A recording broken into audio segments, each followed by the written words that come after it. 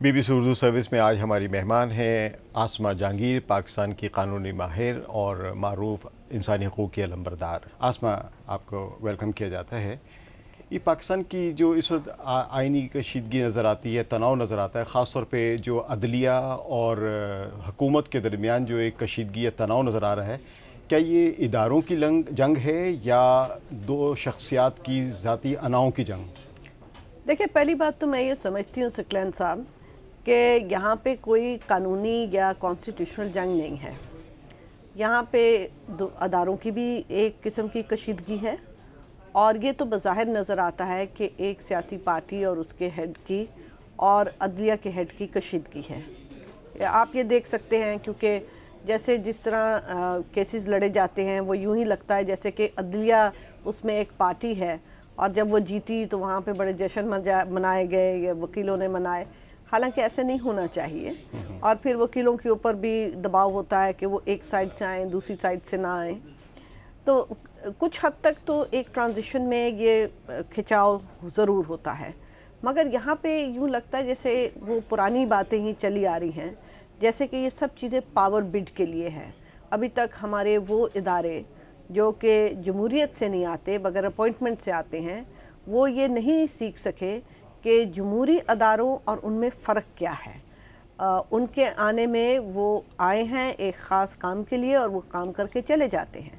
جو جمہوری ادارے ہوتے ہیں وہ بار بار جاتے ہیں لوگوں کے پاس، اور ان کی کوئی مدت نہیں ہوتی ہے اگر وہ بار بار آتے رہیں۔ لیکن ہمیں یہ نظر آ رہا ہے کہ اگلے برس یعنی 2013 میں جمہوری ادارے بھی جا رہے ہیں، یعنی نئے انتخابات ہوں گے، نئے چیف جسٹس بھی آ سکتے ہیں، ان کا بھی ٹینیور موجودہ چیف جسٹس ان کا ختم ہو رہا ہے، اور پاکستان کی فوج کے سربراہ چیف آف آرمی سٹاف، جو کہ ظاہر ہے پاکستان میں آئینی طور پہ تو بڑا عہدہ نہیں، لیکن پاکستان کی جو اگر تاریخ دیکھا جائے تو فوج کے سربراہ کا اہم کردار ہوتا ہے، ان کے عہدے میں بھی اس عہدے میں بھی ایک تبدیلی آنے والی ہے۔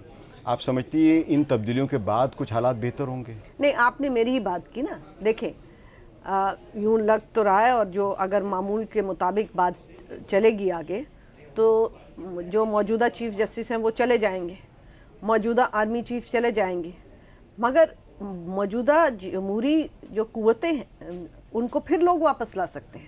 ٹھیک ہے، یہ تو نہیں کہ وہ بس اب تو آپ کے ریٹائر ہو خیال میں گئے۔ اس صورت میں یہ کشیدگی یا تناؤ جو ہے ختم ہو جائے گا؟ نہیں، میں نہیں سمجھتی ہوں کہ ابھی تناؤ ختم ہوگا۔ ابھی تو دیکھیں سٹیکس بہت ہائی ہیں۔ کیا اسٹیکس ہیں؟ اس لیے کہ جو بیٹھا ہے وہ جانے نہیں چاہتے ہیں۔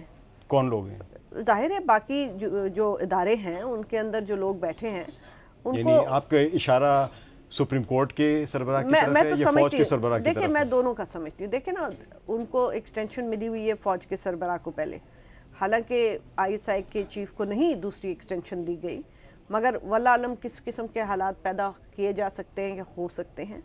یعنی آپ کے خیال میں فوج کے سربراہ جو ہیں ان کی ایکسٹینشن ہو سکتی ہے؟ مزید ہونی تو نہیں چاہیے، مگر یہاں پہ حالات سے چیزیں چلتی ہیں۔ ہونا تو بہت کچھ وہاں نہیں چاہیے۔ ہونا تو یہ بھی نہیں چاہیے کہ کوئی جو نئی عبوری گورنمنٹ آئے وہ فوج کے سربراہ یا جوڈیشری کے سربراہ طے کرے۔ ہونا تو نہیں چاہیے، مگر لگتا کچھ ایسے ہی ہے، اور جو وہاں پہ تبصرات ہیں کہ وہ ٹگ آف وار بھی چل رہی ہے۔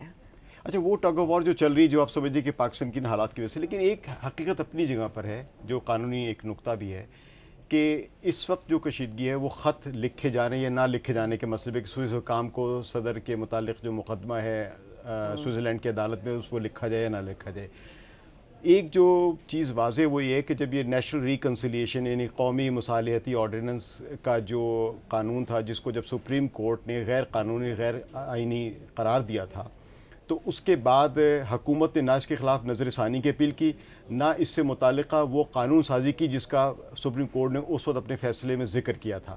تو اس کے بعد ظاہر ہے جب سب فیصلے دوبارہ سے کھل گئے تو صدر کے خلاف بھی جو مقدمات روکے گئے تھے یا ختم کیے گئے تھے وہ دوبارہ سے کھل گئے۔ تو اب سپریم کورٹ کے پاس چوائس کیا ہے کہ وہ خط لکھنے کا دباؤ ڈالے یا نہ ڈالے؟ سکلین صاحب، میں آپ کو یاد کراؤں، میں حالانکہ NRO کے خود خلاف ہوں، اور جب یہ پہلے بے نظیر صاحبہ جب زندہ تھیں تب بھی ہم نے اس کے خلاف پوسٹرز بنائے تھے کہ ڈیل ویل نہیں چلے گی، مگر یہ NRO تو ختم ہو گیا تھا۔ مطلب یہ ایک آرڈر تھا جو ختم ہو چکا تھا، اس کی مدت ختم ہو گئی تھی، اور پھر سپریم کورٹ کو اس کو لے کے ایک مرے ہوئے قانون کو اس کے اوپر پھر ایک اپنی رائے دینا، میں سمجھتی ہوں کہ وہ ضروری نہیں تھا۔ جب انہوں نے ختم کیا اس وقت تو موجود تھا نا؟ نہیں، بالکل نہیں تھا موجود. NRO ختم ہو چکا تھا اور اسی لیے پارلیمنٹ نے بھی نہیں پاس کیا. جب ایک قانون ختم ہو جائے یعنی کہ وہ زندہ ہی نہ ہو، اس کو جگا کے اس کو غیر قانونی کر کے، میں یہ سمجھتی ہوں کہ پھر آپ آئینی بات نہیں کر رہے، آپ ایک سیاسی بات کر رہے ہیں. میں سیاست کے حساب سے اس کے خلاف ہوں، مگر میں سیاسی طور پہ اس سے لڑوں گی. اگر میں ایک جج ہوں تو میں آئینی طور پہ اس کا محاسبہ کروں گی. تو میرے حساب کے مطابق یہ آئین کا حصہ نہیں بنتے تھے، آئینی طور پہ اس کا محاسبہ نہیں کیا جا سکتا تھا.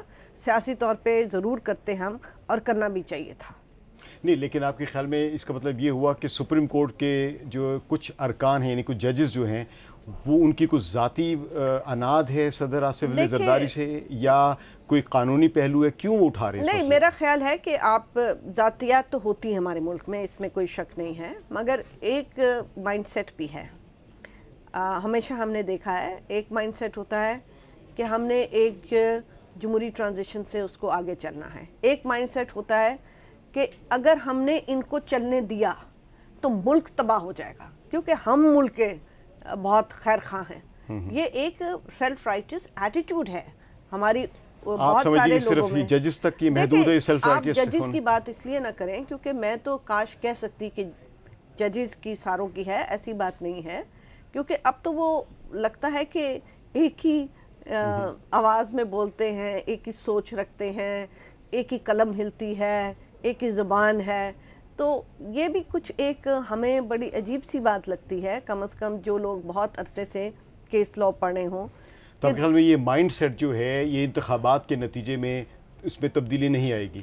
میں نہیں سمجھتی کہ مائنڈ سیٹ میں اتنی زیادہ تبدیلی آئے گی. ہاں ٹھیک ہے، وہ جو اب بالکل ہائٹ پہ جو گیا ہوا ہے، ایک ٹینشن اور سٹیکس ہائی ہوئے ہیں، وہ جب ریٹائرمنٹس اگر ٹائم پہ ہو جائیں اور ایک ٹرانزیشن جو ہے وہ فیئر اینڈ فری الیکشن سے ہو جائے تو اس کے بعد ہو سکتا ہے کہ کچھ معاملات جو ہیں وہ آ جائیں ایک لیول کے اوپر، پھر عام کشیدگی چلتی رہے گی، مگر میں نہیں سمجھتی کہ بالکل ختم ہوگی. ہمارے ساتھ موجود ہیں آسماء جہانگیر، پاکستان کی قانونی ماہر اور انسانی حقوق کے علمبردار. گفتگو کا سلسلہ ابھی جاری ہے.